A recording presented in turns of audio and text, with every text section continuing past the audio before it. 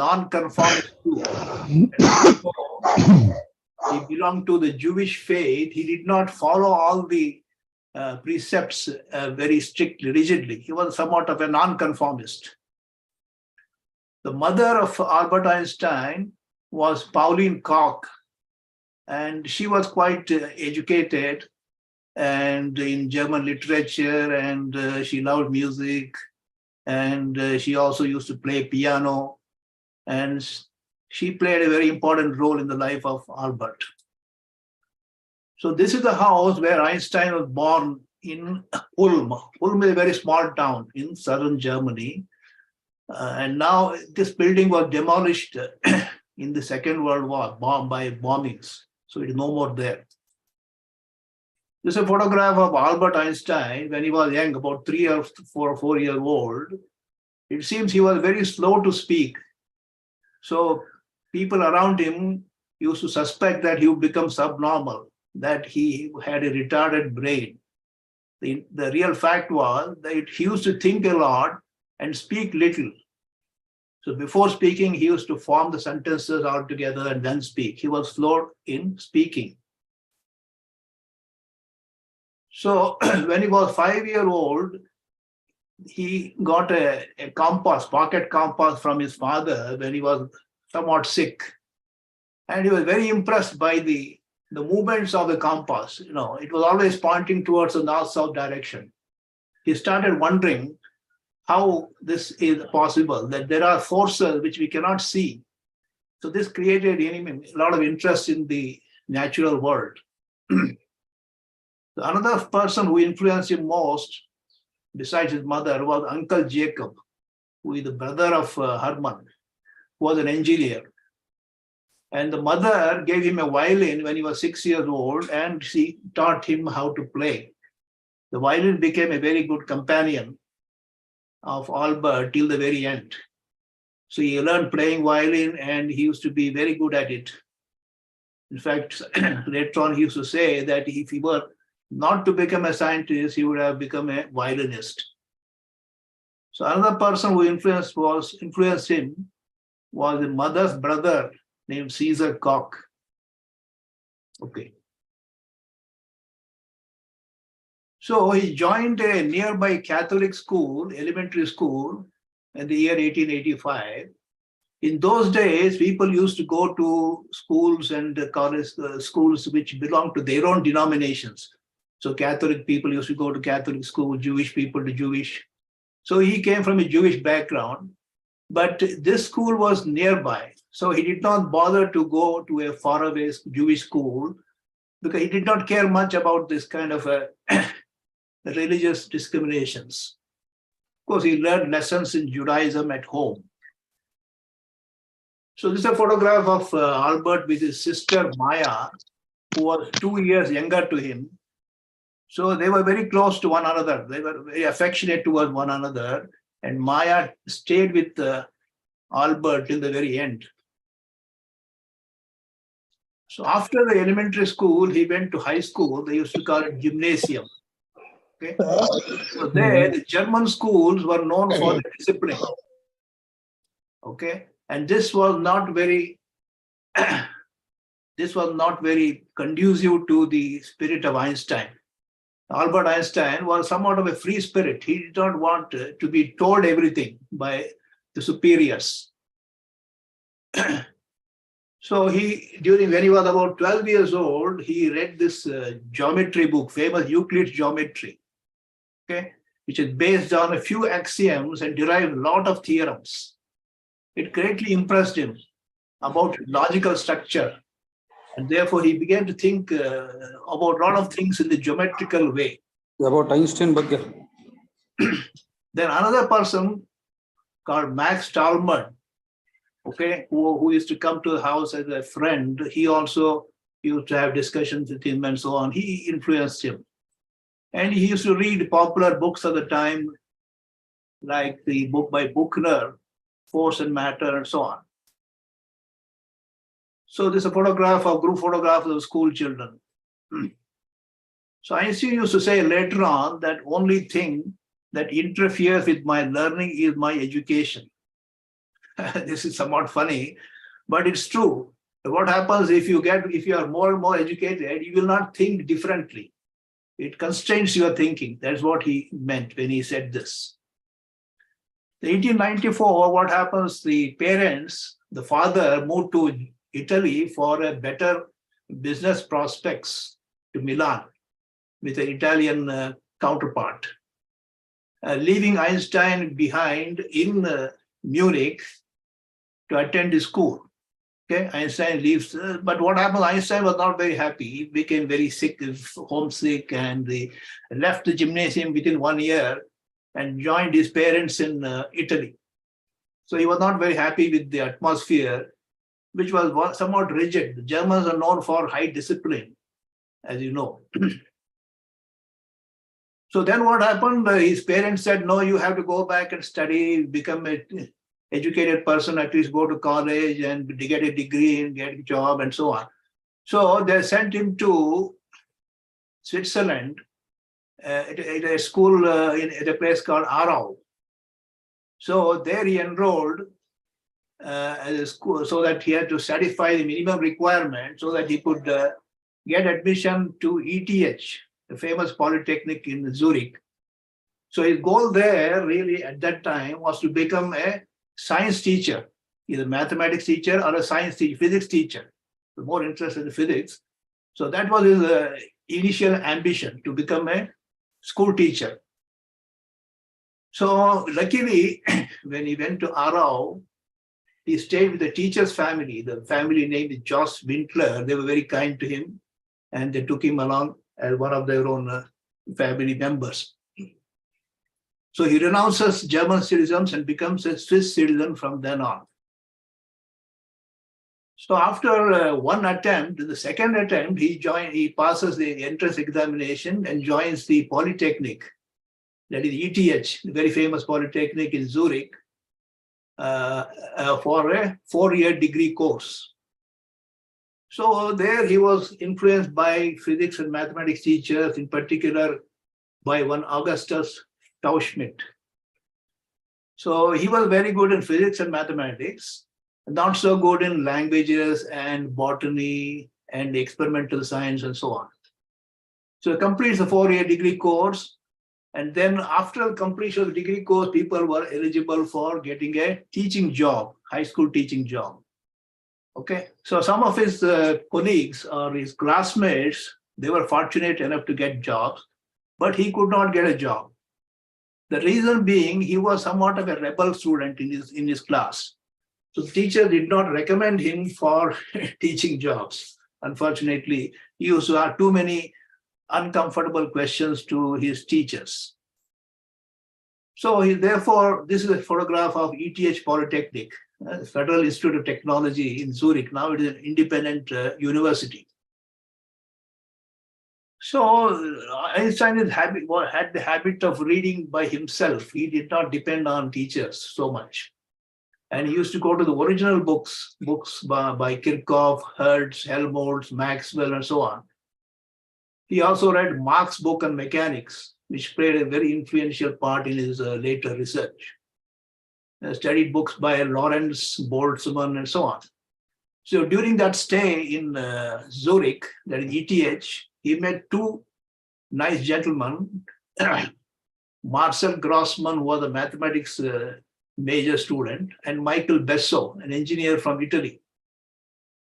So these three people became very good friends, and they used to spend time together.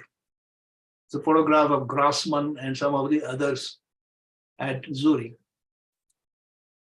Another group photograph of the classmates at Zurich Polytechnic. So when he was studying at Zurich, there was only one girl in the class, and that was Mileva Maric. So she happened to be a daughter of a Serbian peasant. She came from Hungary, and Einstein somehow fell in love with her. And she could play piano, even though she was 4 years older than him. He got interested in her, and later on marries her. She was not a very good student. Actually, she failed to pass the examination at ETH. some people have spread the rumor that she was responsible. She was so brilliant that she was in discussion with Einstein on relativity and so many things. That is not true. She was a failed candidate, unfortunately. So the Besso, I told you, engineer from Italy, he was a very jovial person, and he met Einstein and they started discussing so many things. So he became his best friend until the end. So 1901, acquires Swiss citizenship and completes his first scientific paper on molecular forces. So later on, he thought that that was a great paper, but he started writing his own papers while he was unemployed. He had completed the degree, but he was unemployed. He was working as a temporary school teacher in very small towns. Wherever teachers would go on leave, there would be some vacancy and they would call for guest faculty. So Einstein used to go there and work as a temporary school teacher in physics and mathematics. So finally, what happens, he was struggling very hard, and Marcel Grossman, his father was somewhat influential, and he was able to get an appointment for Albert Einstein, in the Swiss Patent Office in Bern. So he was appointed as a technical expert, third class. The job was to scrutinize all the patents that used to come to the office and recommend which are feasible ones, which are good ones, and reject those which were not good ones, based on technical specification. That was his job. And he used to do that very efficiently in the morning itself and spend the whole afternoon thinking about physics and physical problems of interest. So after he got the job, he married Mileva Maric, even though that was not very much encouraged by his parents, but he was very firm and they got married. So he established Academia Olympia, some kind of a small group of people consisting of two others, Conrad Habit and Maurice Solovin. And they used to hang around in the evenings talking about various things, all kinds of things from philosophy, politics, science, music, and so on. So that was his preoccupation. He presents a small paper, Electromagnetic Waves, during that time. So wedding photo of Einstein with Maric. This photograph of Habit, Solovin, and Einstein, who are members of the Academy Olympia. It's a photograph of a patent office, somewhat very dark and dull place, in which he was a technical, what you would say, clerk, in the sense, a technical expert. He did not have a managerial position. In 1904, the first son was born. He was named Albert. And they used to live a very difficult life. He was not a very prosperous man in Bern. So group photograph of Einstein when he was in Bern. So 1905, after the marriage and after thinking about physics problems on his own, suddenly he burst upon the scientific scene with the help of 3 to 4, 5 brilliant papers in the year 1905. That year is called the miraculous year, Annus Mirabilis, a miraculous year, because he, on his own, without much help, not coming from any academic background or academic fellowship, he completes papers on light quanta and photoelectric effect, Brownian motion, other paper, within a matter of few months. Every once in 2 months, he used to publish these papers. Brownian motion paper, exploration of Brownian motion. Special theory of relativity, he wrote the paper. Of course, he did not call that a special theory. And then in the next paper, he derived the E equal to mc square formula, that energy is equivalent to mass. It can be converted to mass and vice versa. Very famous equation, supposedly the most famous equation in all of physics, E equal to mc square. And he also submits a PhD thesis to Zurich University. Initially, they rejected because it was too short. Then he appended the thesis with some more matter and got it published. So just to give you an idea, what are these papers about? The light quanta concept was he invoked a very revolutionary concept to explain the photoelectric effect. That light is emitted and absorbed in the packets of energy. That is a concept which was totally new. And theory of Brownian motion, he worked out and proved the existence of molecules. The Brownian motion, I will not go into more details because of lack of time.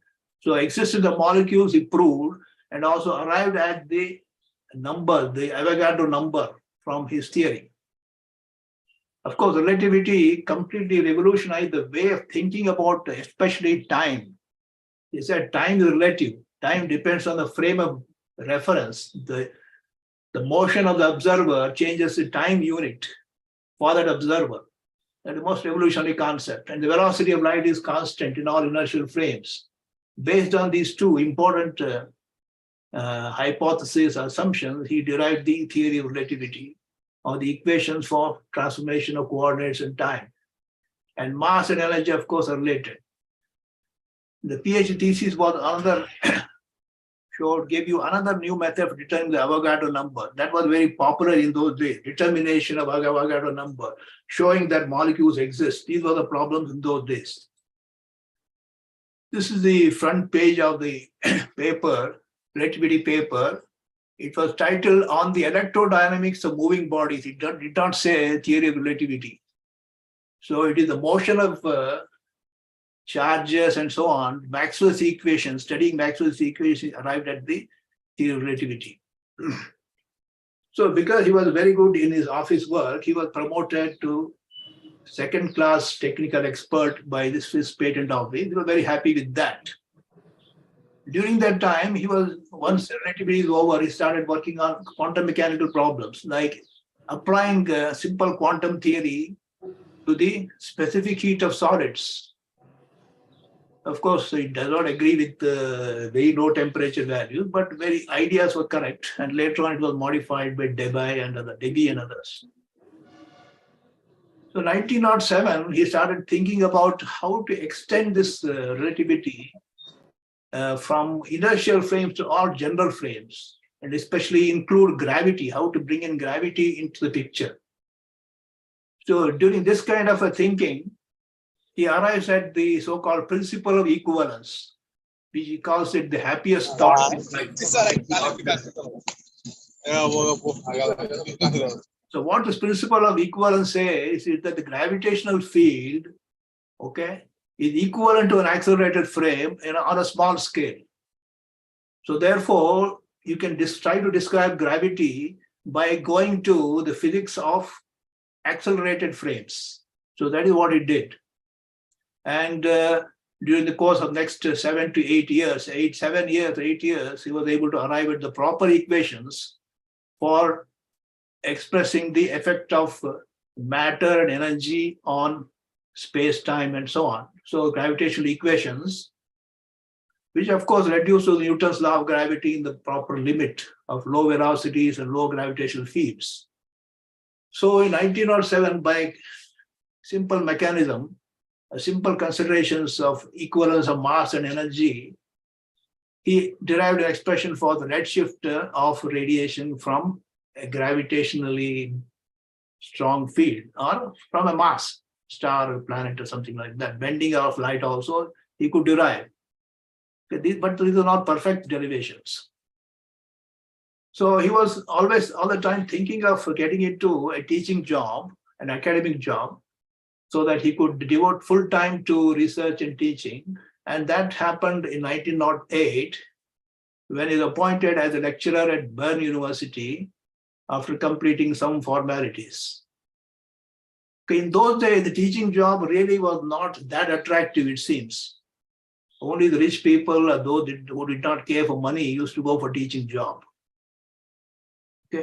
So even though he liked teaching, he was somewhat not very fond of repetitive teaching. He was more interested in discussing unsolved problems and then thinking about it, but not routine teaching. He was not that fond of routine teaching.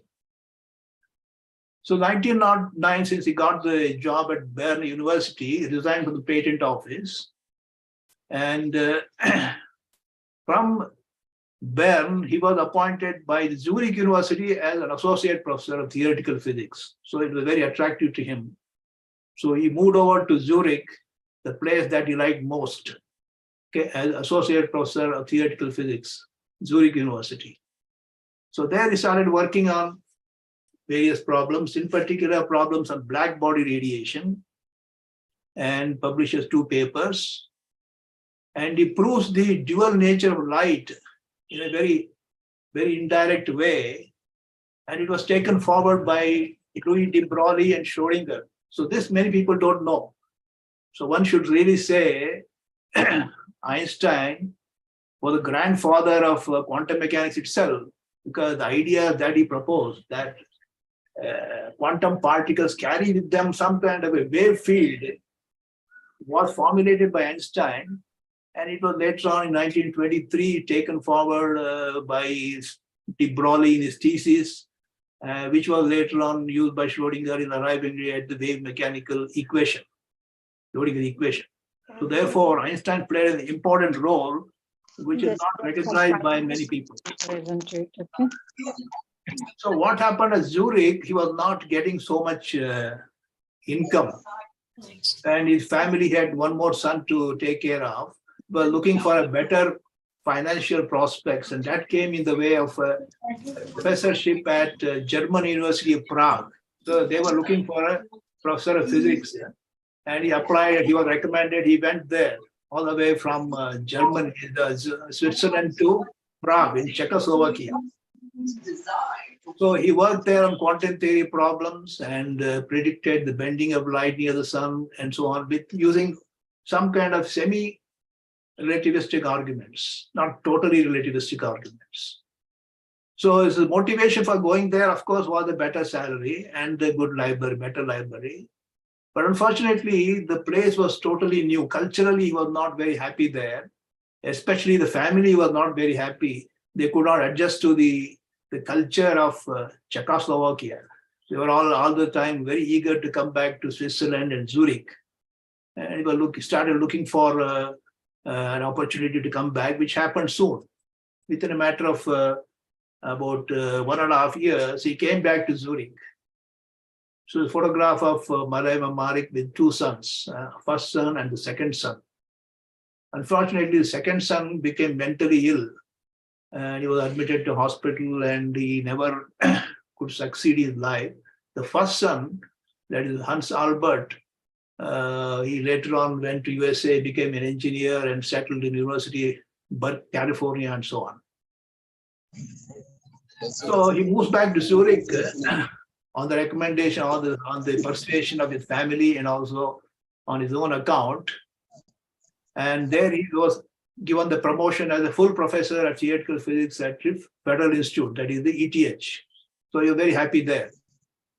So there he started very seriously thinking about generalizing the relativity theory to include gravitation. So all kinds of frames, not inertial frames, even non-inertial frames. So it turned out that he could sense that he needed to go to the spaces which are not flat. So curved spaces. For that, the geometry, a new type of mathematical apparatus he had to study, that is the Riemannian geometry. He had to be able to describe physics in curved space-time.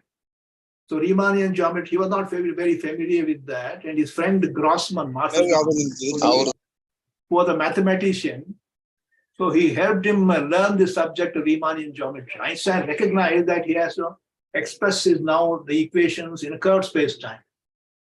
So writes a preliminary paper in 1914.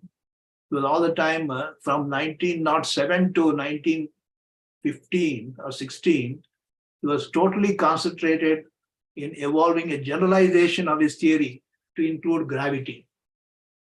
The handwritten notes of Einstein explaining how light bends around sun. He calculated using semi-relativistic arguments, treating light as some kind of a massive particle. It's possible to do that. And he predicted the bending of light by 0.84 arc seconds around the sun, which happens to be only half the value, which is the correct one predicted by general theory. Okay, so this is in 1913. Just to show you the handwriting of Einstein, I'm giving you this picture. So during this time, people began to notice him. His theory of relativity was there, the theory of specific heats, and so many other contributions, black body radiation. So people began to invite him for giving lectures, and they were inviting to join their institutions. In particular, the Max Planck was there at Berlin, was the most famous professor at that time, University of Berlin. And he invited him to join Berlin University as a professor without teaching obligations. And he was also given higher salary and also made a member of the Prussian Academy of Sciences and so on.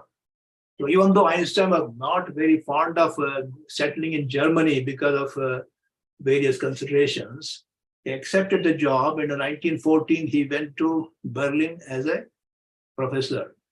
He joined Berlin University. During that time, before he goes there, unfortunately, he separates from his wife, Mileva, and sons. So there are various reasons given for his divorce from the wife. But probably what might be true is that he was not able to devote so much time to the family affairs, okay? And that worried Mileva, and she was somewhat demanding on his time, which he could not do.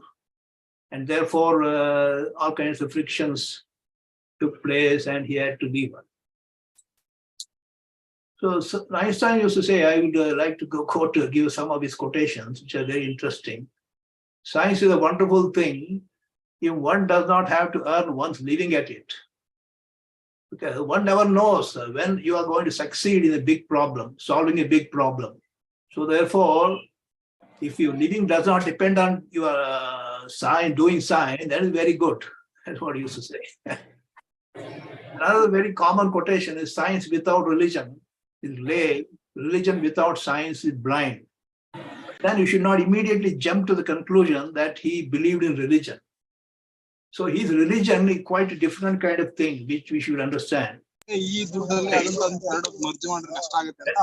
religion consists of a humble admiration of the illimitable superior spirit who reveals himself in the slight details we are able to perceive. So he did not believe in a God who would interfere with the daily affairs of human beings or animals or plants. Somebody who created perhaps the universe, that is the kind of thing. So he was a good violin player. And 1915, he also was a pacifist. He wrote letters against the war and so on. So 1915, he completes the logical structure of general relativity with the help of Grossman. But at the same time, interestingly, he was a very famous mathematician called David Hilbert in Germany, in Berlin itself, who was in somewhat constant contact with Einstein, a mathematician. So he also derived the same equations. I'm not writing down the equations because it doesn't help very much. The equations of for gravitational field in the presence of matter and energy. So David Hilbert derived the same equations using a variational principle. That is very interesting. Okay, mathematical approach. But Einstein's approach was somewhat physical. It was a bottom-up kind of thing. Okay, Einstein's approach was bottom-up. Hilbert's approach was top-down.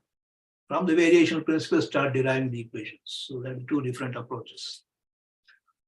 So publishes in 1916 the General Theory of Relativity, and it predicts bending of light around massive bodies, gravitational redshift, that is the light from a gravitational source, strong source will be redshifted, will lose energy and come out with a higher wavelength, precession of planetary orbits. So this was proved, especially with the help of the data related to Mercury, black holes, and gravitational waves. So gravitational waves, Einstein worked out in the limiting case of a weak gravitational field, and he never believed that these gravitational would ever be detected. It's only after 100 years. Now they have been directly detected, as you know, and Nobel Prize was given for their detection. Black holes also, he never believed in the presence of black holes, even though they were predicted by the mathematical structure of general theory. So general theory you can summarize or state in one sentence. Matter curves space-time around it, and the curved space-time tells matter how to move. So this is the interplay between mass, energy, and space and time, and that they are explained by or described by the Einstein's field equations.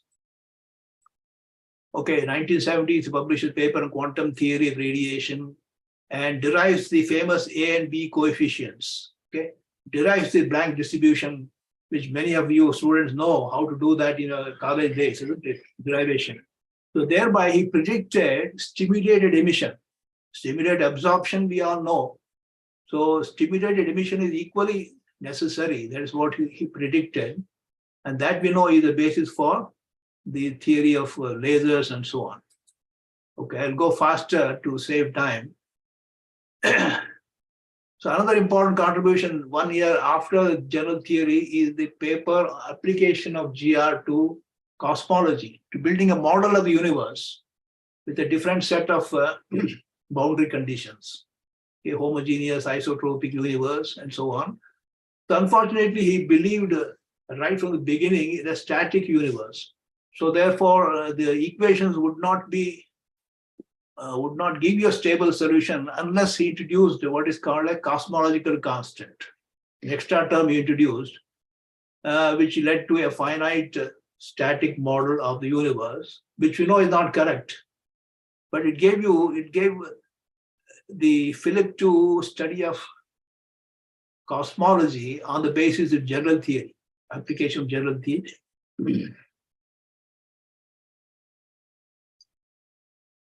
Okay, during the time when he was in Berlin, because he was somewhat alone for a few years, he was not taking care of his food habits very much.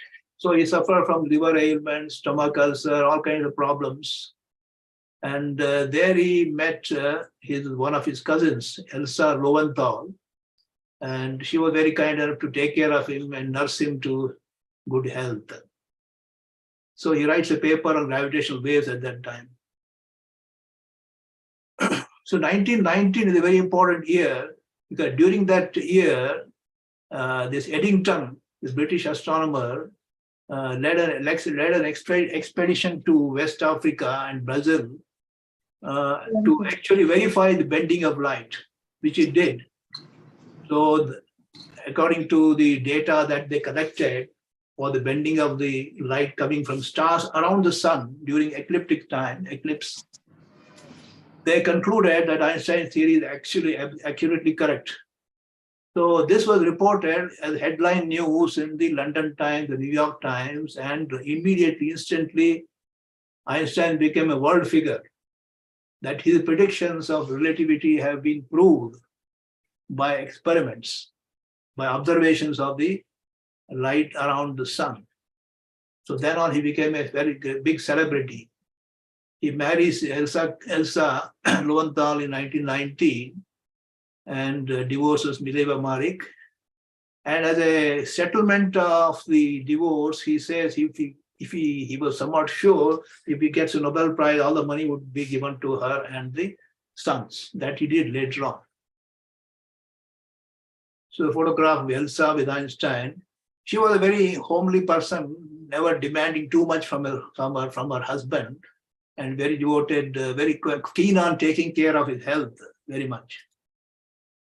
So 1920, even though his work was worldwide recognized and it was famous, some right-wing groups opposed it as a Jewish propaganda and so on. So these kind of things would happen, especially Hitler was coming to power in those days.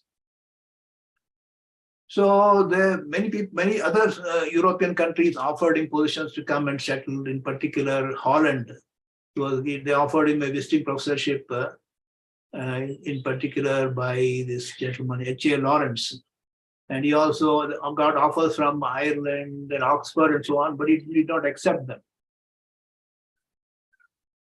In 1921, he makes the first visit to the United States. So he was helping to fund Hebrew University in Jerusalem. So that was one of his goals. He meets many presidents and many people, many important persons he meets and delivers lectures, so on. So 1922, after general theory, he set his goal on finding a unified field theory, that unifying gravity with electromagnetism. That has not been possible even to date. So gravity is a very different kind of thing. And electromagnet, he wanted to unify them with the help of some kind of a 5-dimensional theory so that they would appear as two branches of one theory. So that did not happen. He spent a lot of time trying to find that, some kind of geometric way of uniting gravity with electromagnetism. This idea of unification of forces has been now taken forward by many other scientists in different ways by using what are called gauge principles, gauge theories. So they have been successful unifying electromagnetism, weak interaction, and strong interactions. Okay, so-called non-abelian gauge theories. But gravity still is elusive. It has not been unified with these other forces. So he went on lecture tour to Japan, China, Sri Lanka, Singapore, Hong Kong. Very unfortunately, he missed India. I don't know why. So it's photographed with Planck, whom he admired very much, Max Planck. So visits Palestine and becomes the honorary citizen. And his idea of photon concept was still not very much accepted by the scientific community until this Compton effect was discovered, where the momentum of photon explicitly appears, and people began to then accept the concept of photon. So Einstein Tower. And important in 1924, S.N. Bose of Calcutta, he sent him a paper on light quantum. That is, deriving the black body radiation formula, assuming for the light as a kind of a gas of photons. Okay, so his derivation was quite new compared to the wave mechanical way or the wave theory way. And that was sent to Einstein. Incidentally, that paper was rejected by a philosophical magazine. And Einstein immediately realized that it is quite new and extended and got it published in a German journal and extended the theory to material particles also. What he did, Bose did for only photons, extended that to bosons, material particles having integer spin, and thereby developing the new field of quantum statistics. So he had a lot of discussions about, even though in the earlier days, he was a very strong proponent of the quantum nature of matter and so on, he did not accept the probabilistic interpretation of quantum theory till the very end. So photograph of Bohr, Compton, Rabi, and so on. So all kinds of scientists used to meet. And once in a year, they used to have conferences in different places. This Solvay conference in Belgium, where great scientists used to meet and discuss various latest issues. So he used to say, especially about quantum mechanics, that I'm convinced that God does not play dice. That is, he did not accept the probabilistic interpretation of the quantum mechanics. But what kind of God? What is the kind of God he believed in? People want to know. He says, I believe in Spinoza's God, who reveals himself in the harmony of all that exists, but not in a God who concerns himself with the fate and actions of human beings. Some kind of a harmony, some creator who is there behind the universe, but not acting on human beings on a day-to-day basis. Okay, I'll skip some of these sayings. 1930, he made several trips to Calcutta, especially with the invitation of Millikan, Robert Millikan. He visited observatories and so on. So he began to believe in going and settling in America, because more democratic country, and instead of settling in a European country, he wanted to be very far from Germany itself. So many distinguished philosophers, scientists, and politicians visited Einstein. Here's a photograph of Tagore visiting Einstein in Berlin. So Einstein was given the offer of professorship at the Institute of Advanced Studies without any restrictions on his work. He said, you just be there, no conditions, no strings attached. And he liked that. So in 1932, accepted the job and left Germany. And in Princeton, this is the house where he lived, okay, 112 Mercer Street.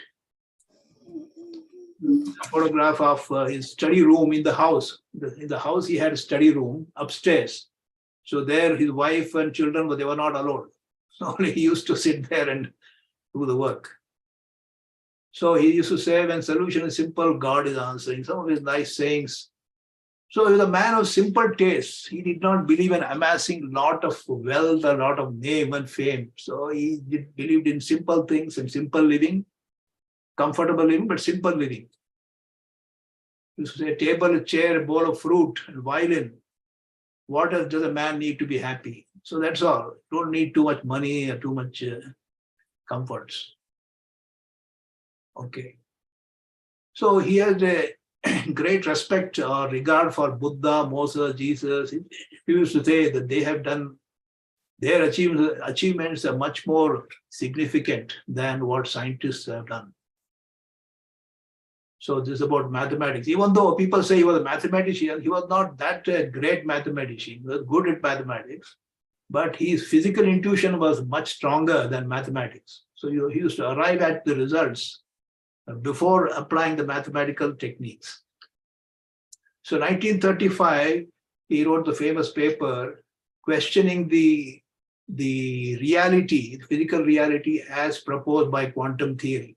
So I'm not going into more details, where there is a possibility of what's called spooky action at a distance. So he said, no, quantum mechanics is not incomplete because it does not describe the complete reality like that. So during the Second World War, he wrote a letter to Roosevelt recommending him to build atomic weapons against Germany. So that he regretted very much. Later on, he became the citizen, American citizen. And Robert Oppenheimer was the one who showed that black holes are very much essential part of relativity, that any strong gravitational substance would undergo collapse and become a black hole, was shown by Oppenheimer. The photograph of Einstein when he was 70 years old. As I told you that many dignitaries visited him here, Jawaharlal Nehru and Indira Gandhi visited him at his house, and I don't know what they discussed. He said two things in life are infinite, okay? Human stupidity and etc. And so he's many savings. So he had a very great respect, regard for Gandhi, Mohandas Gandhi, and he used to have a photograph of Gandhi in his office. Gandhi and Newton, these were the two photographs he had in his office, it seems. So he used to say, generations to come will scarcely believe that such a man walked the earth in flesh and blood. That the kind of peaceful revolution he brought about in India, change in the political system, he appreciated very much. He believed in that. So he was offered, when he was a senior person, he was offered the job of becoming the president of Israel, which he declined. What I'm going to do with that kind of thing? I only know how to deal with atoms and molecules, but not with people. So these are some of the sayings. So he used to say, more than knowledge, the imagination is more important. If you start imagining things, knowledge automatically develops, and therefore one should encourage imaginative thinking in human beings. The last photograph of Einstein in 1955, when he was 76 years old. So he developed complications in his stomach, ulcers and all kinds of problems. So he was admitted to the hospital, and he stayed there for a few days, but he could not survive. So there was a sudden burst in his abdomen or something like that. He died on April 18, 1955, when he was 76 years old. The next day he was cremated at Trenton, and his ashes were scattered. He did not want any kind of memorial to be built in his honor. So likewise, he was scattered. The ashes were scattered in some secret place. I don't know where. So as we all know that whenever we meet a successful person, we ask him a question: what is the secret of your success? Or we want to know what is the secret of that person for succeeding. So Einstein's answer is the following: that if we denote A by success, A equal to X plus Y plus Z. What is X by Z? X is work, Y is play, and Z, keeping your mouth shut. So this is a kind of advice one should have take from Einstein. Thank you very much. So I've given you some account of his life and contributions and also sayings. You think about them and read more and learn about him, because he happens to be the greatest, the most influential scientist of the 20th century. He would have, if he were alive, he would have been given more than 10 Nobel Prizes. He has contributed so much that even 10 Nobel Prizes are not enough. Thank you. So I'll stop here.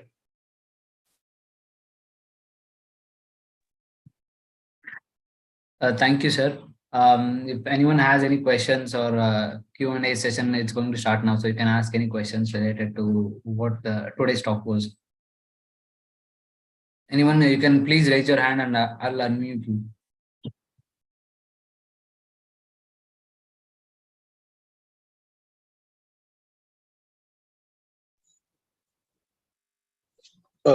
Good evening, sir. It was a very lucid talk and very good introduction and journey of Einstein. Okay. If we look at the life of such similar great personalities, either it is Raman or Srinivas Ramanujan, Einstein, even to some extent Newton or any people, we see some kind of a pattern. They were clerk, they were working somewhere in office, then only entered into academic. I mean, there are a set of great people who has this type of a lineage. Any philosophical observation would you like to make? Because generally academic and scientists, you do PhD, then go to university, then invent something, become great people. That kind of a set is there. That kind of a pattern is there. When we see some kind of a people who are exceptional in something, I mean, just only commentary. That's not a question. Most of the people, scientists and people who have made great contribution, they have come from somewhat of the middle class, you would see. They would not have come from rich class. The rich class people, they don't need to work so much hard, study so much in order to become famous, succeed in life. So most of the time, the working class, the middle class people, they have come forward and contributed very much to, for example, Raman or Meghnad Saha. He came from a very poor background. His father was a small shopkeeper, Meghnad Saha. And S.N. Bose also somewhat middle class, but upper middle class. And Faraday, he came from a very, very poor background. He used to work as a bookbinder in a shop. He got curious about chemistry and all kinds of experiment being done in Levy's lab and got interested, became famous. Like that. The middle class people, they're the other people who contribute so much to science or engineering, creative thinking. Even Vishwesvaraya, I think he came from a somewhat average family. He was not a rich, did not come from a rich family.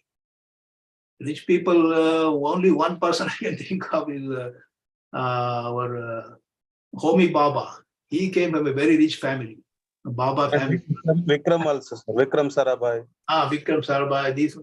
So he was a rich fellow. This Homi Baba, he was so rich that he could go anywhere he wanted, spend whatever he wanted, buy anything he wanted. Still, he became a scientist. And his father, they wanted him to work as an engineer. He said, no, I want to study physics and pure physics only. So he went to Cambridge and became a scientist. Okay.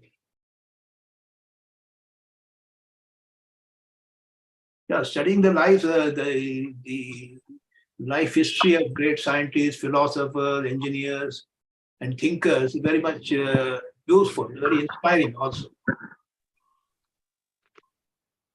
Okay, thank you. Thank you, sir. There were set of students who are from Government First Grade College Chintamani. They have said they were very grateful to you for a talk. Thank you very much. There are so many books available. One should read. I think, along with Raman, we should celebrate the birth centenaries of so many great scientists, whether they are Indians or not, like the Newton, especially Einstein in physics, Maxwell, and also in physics, and so on, Faraday. So people should come to know, especially the life of Faraday, Edison, Thomas Alva Edison. They're very inspiring. Okay, thank you. Thank you. I wanted to finish within 4 hours, within 4 p.m. as was suggested by the organizers. I didn't want to go overboard and make so many other comments. Right, sir. Thank you. I think Venkatesh sir, you can ask your question. G. Venkatesh sir. Professor Kagli, it was a very nice talk and very useful and illustrative. Thank you. One of the point I would like to make, of course, my remark is about his Nobel Prize. He was not awarded the Nobel Prize for his work on relativity. Yeah, that's that correct. Would have been, of course, that is one interesting point in his life, which normally everybody quotes. Yeah, exactly. Yeah, correct. People did not, because it's so abstract was the relativity theory, but this explanation of photoelectric effect was completely proved experimentally. Even by Millikan, he proved it. This Leonard did the experiment. Millikan proved it so much, such an accuracy that they accepted the prize. They awarded the prize for the photoelectric effect, the quantum principle of quantum of radiation. In fact, to be frank with you, or to be that happens to be much more a revolutionary way of thinking at that time than special theory. Because special theory relativity by that time, so many people were talking about it, like Poincaré, Lorentz, Fitzgerald, and so on. So they were almost there, except that they did not grasp the importance of relative time. Otherwise, everything was there. Maxwell's equations and the transformation under relativity, inertial frames.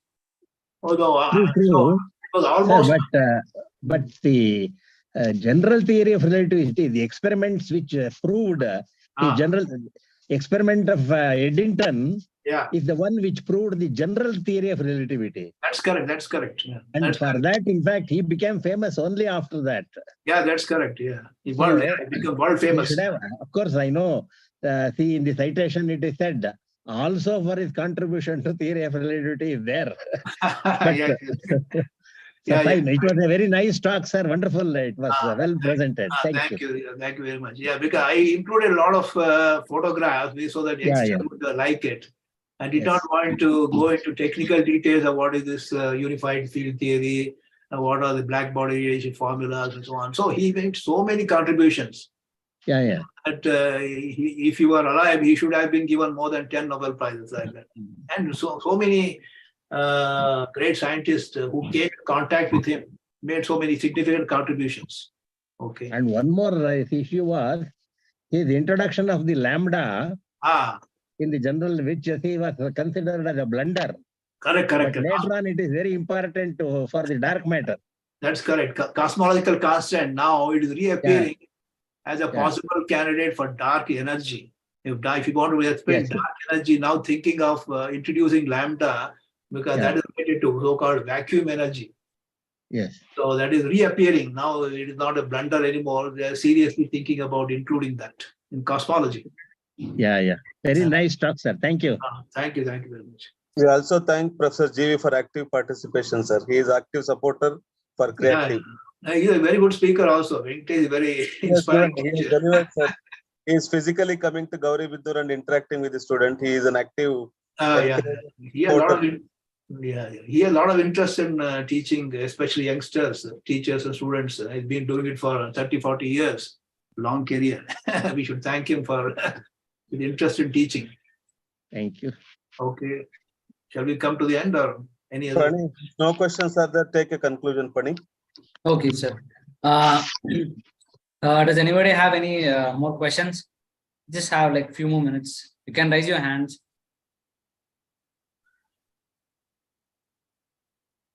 Yeah, you can conclude. Yeah, okay. Okay. Thank you so much, sir, for your talk today. Actually, it wasn't just an introduction of Albert Einstein. It was like an introduction to statistical physics. It was very useful for students. Like, I'm in my BSc and I was studying statistical physics, and it was like a great introduction of that. Yeah. I hope everyone found it very useful. And there was some things which we didn't know about Albert Einstein. It was really great that we got to know more about him, other than the generalized statements given by the public, but we didn't know most of the true Einstein. So it's a very great session, and thank you so much for being with us today. Thank you so much for supporting us, sir. Thank you. Good effort you're doing. Good service you're doing for students and teachers. Good thing. Keep it up. Thank you, sir. Okay. Thank you. Thank you all. Okay, stop sharing the screen. Yes, sir. Thank you. Thank you, Professor, for your kind time. Okay, thanks a lot for giving me the opportunity to talk.